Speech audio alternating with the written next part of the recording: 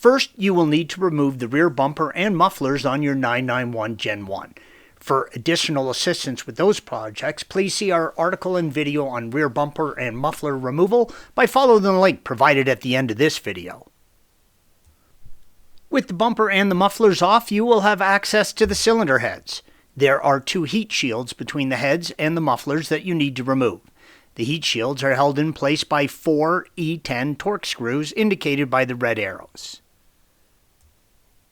Remove the screws and slide the heat shield back and down and out from between the head and the muffler bracket.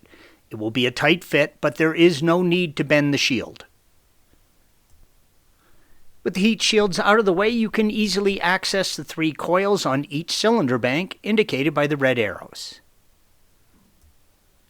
You're going to be removing the coils. It's a good idea to number them before removal.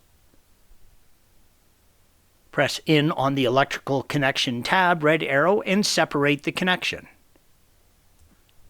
Use a T30 torque and remove the single screw holding each coil in place.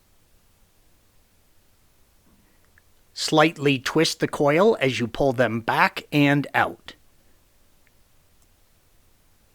Use a 16mm thin-walled spark plug socket and remove the plugs, red arrow. Do this one at a time for each cylinder. You can learn a lot about the health of your engine from examining your plugs. The plugs should have a slight brown tone to the electrodes.